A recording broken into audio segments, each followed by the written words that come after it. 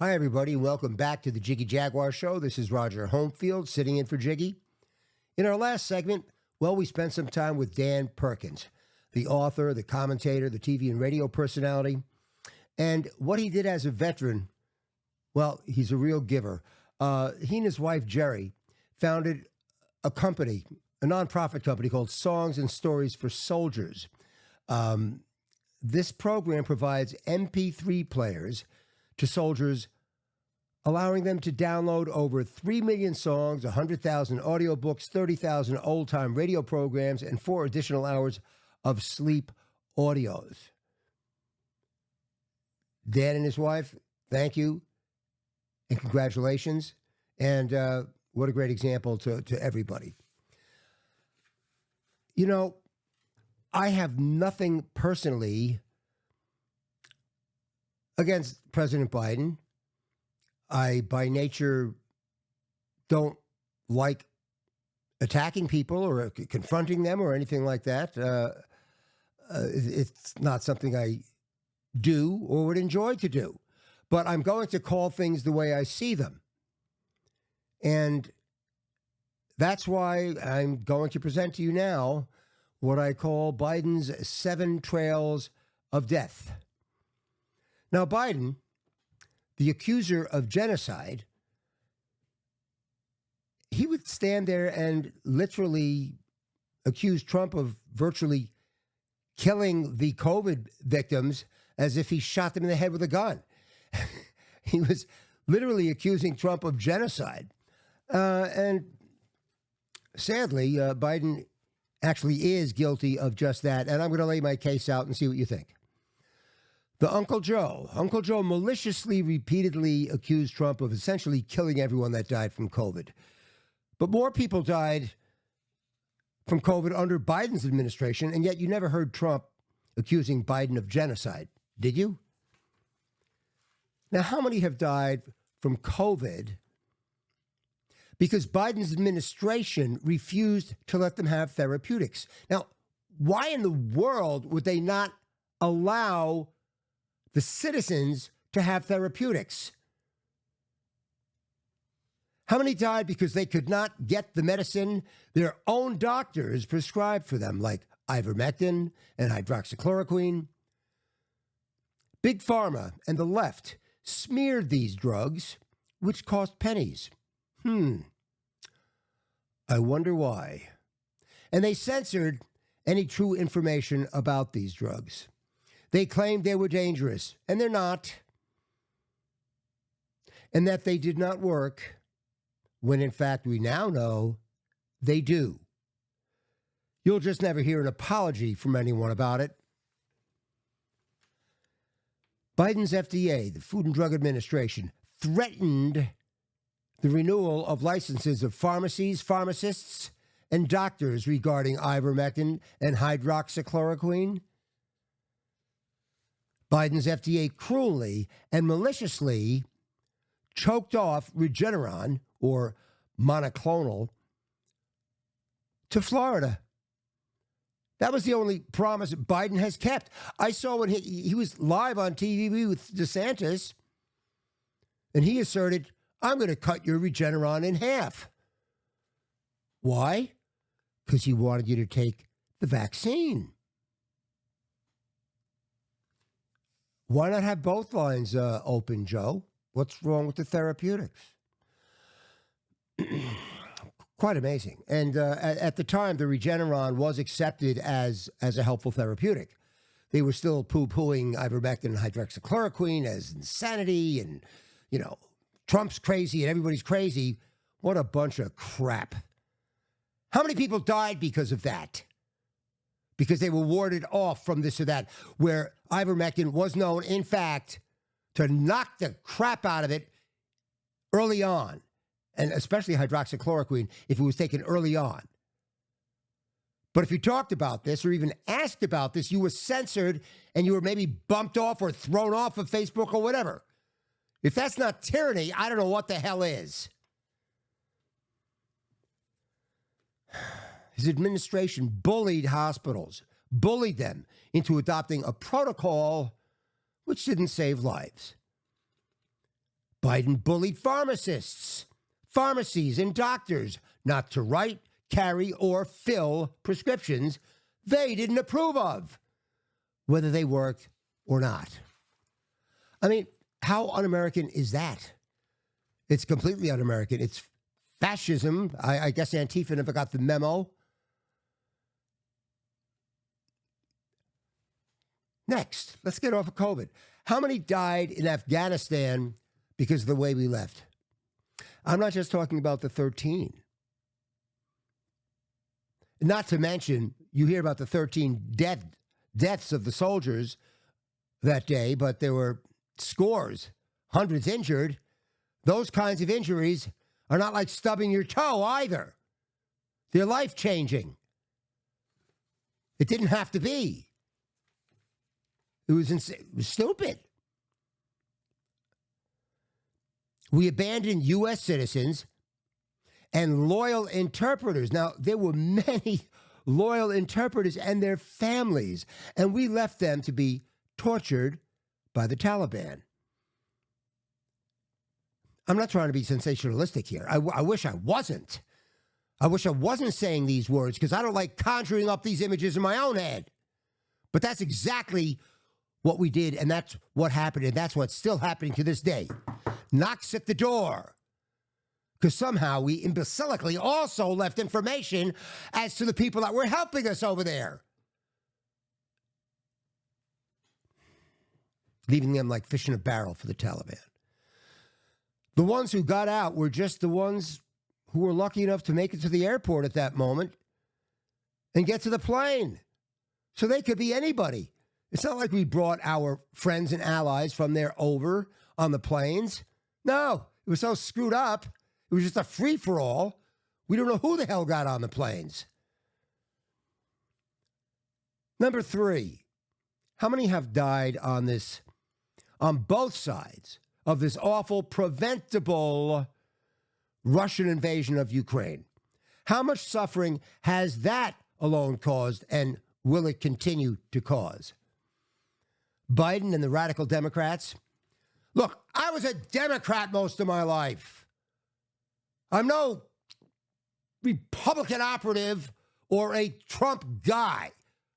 I'm Joe Citizen, and I love this freaking country, and I'm not going to just stand by and watch it go down the freaking toilet without speaking up and speaking out. The only way and the best way I know how.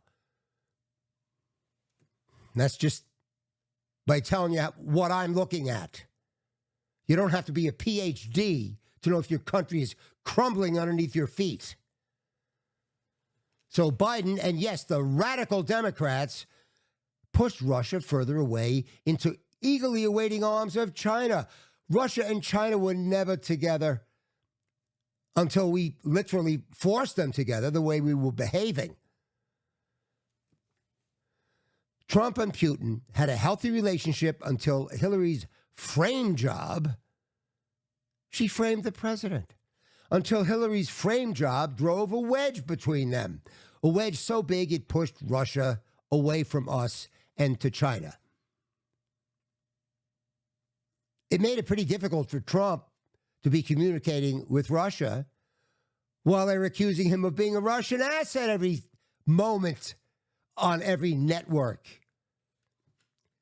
Quite incredible. On top of which, our suicidal energy policy doubled the price of oil, giving Putin the money he needed to make the invasion. How many horrible civilian deaths has this caused to this point? Now, the general thinking was always that America could fight 2 wars at once and defeat anyone, as long as Russia and China were never teamed up. And it never looked like they would be, but it took the politics of the Democrats to take care of that for us. Thanks to the radical Democrats, that's exactly where we are today. And that's why we're there today. If Trump was president, this would not have happened, without a doubt. Nobody's even arguing the contrary. Number 4, how many have died on both sides of Biden's non-existing border? And this garbage he tells us the other day, I've done all I can do. Good thing you're president. President. How many have died on both sides? How many poor families? There were some good people that come up. Of course, there are some good people that came up, and families that came up because they had the American dream. Of course, most of the people coming up are military-age single males. But there are some good people, some poor families. How many of them have died because they have been lured here by Biden, only to die of thirst, hunger, rape, and murder? And this has been going on non-stop.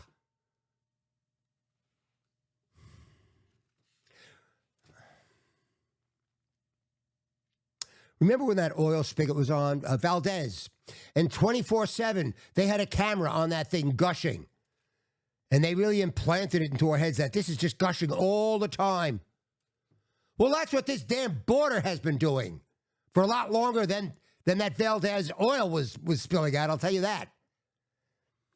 Number 5, how many have died from fentanyl? Or rather murdered by the Chinese and Mexican cartels who packaged the fentanyl to look like Xanax or even candy? How about 100,000 a year? 6. And how many have and will have died because Biden broke up Trump's brilliant Abraham Accords that the world said would be impossible to accomplish? Now, I wrote this question before the October massacre, so we're just starting to get a return and an answer to that question. The total death and suffering is ongoing and growing with no end in sight. This Hamas invasion into Israel never would have happened. None of this had to or would have happened with the solid Abraham Accords that gave hope of peace to the Muslim countries in the region. Peace was breaking out all over. Literally. Trump did accomplish it and should have received the Nobel Peace Prize, but of course, we know that would never happen. Now, with the growing success of the Abraham Accords, we were on the precipice, literally, of having peace break out all over the Mideast, but because it was Trump who achieved it, only because it was Trump who achieved this, Biden had to destroy it. And real peace in the Mideast be damned. And that's basically been the entire Biden policy. That's been his entire term, is simply whatever Trump did, I'm going to undo. Whatever it was. That's his whole term. That's all he does. That's all he's doing. Actually, no, he's doing worse than that. I take that back. He's doing worse than that. Number 7. Well, Biden is now re-empowering Iran to get the bomb. Why would we want the Ayatollah Khomeini to have the bomb? I can't think of a more insane kind of picture to picture. Just picture the Ayatollah with his finger on the bomb. The last person in the war, I would trust Kim Jong-il of North Korea. I would trust him with his finger on the nuclear weapon more than I would Iran. Because Kim Jong-il, I haven't said his name in a while. The hell with it. He doesn't have a religious ideology like the Ayatollah does. He has political ideology. He wants power. He wants respect for North Korea and himself. The young Kim does. But the Ayatollah, they want a caliphate. Frankly, if they blow themselves and everybody else up, they're okay with that. So there's the big difference there. They're not, North Korea doesn't have the religious, ideological drive of Sharia law and the caliphate and all that business, the 72 virgins. You don't hear about that much, but hasn't gone away, folks.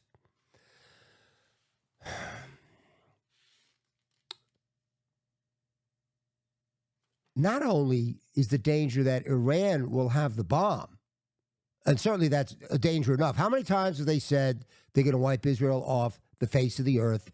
And of course, and they've made similar threats to us too. But regardless of what they do with the bomb, they will start a nuclear arms race with Saudi Arabia and other Arab nations who fear them. The other Arab countries are not friends and in love with Iran. They don't like Iran. They're scared of Iran.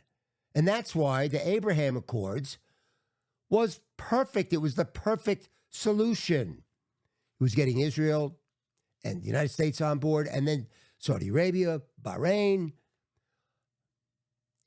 Qatar, United Arab Emirates, all these countries were going to come in. And that would have resolved the whole process about Iran getting the bomb.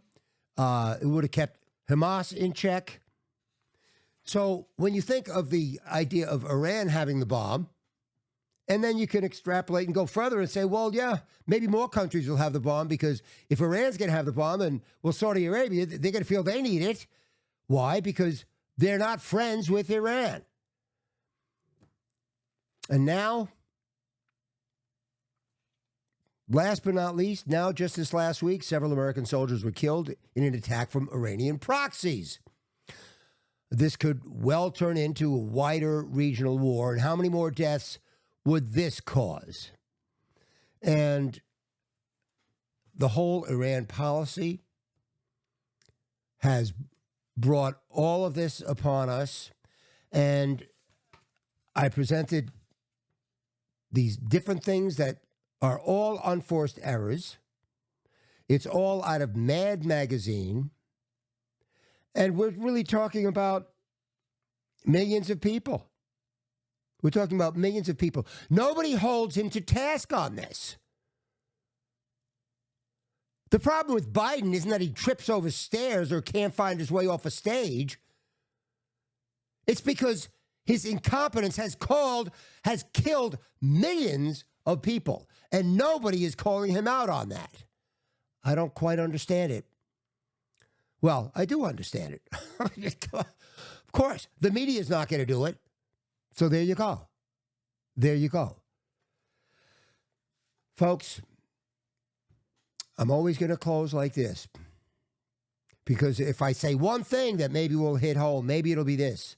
But no parent wants to live to see his or her child die. And no patriot wants to live to see America die. This is the Jiggy Jaguar Show. Roger Homefield sitting in for Jiggy Jaguar. Thanks for being here.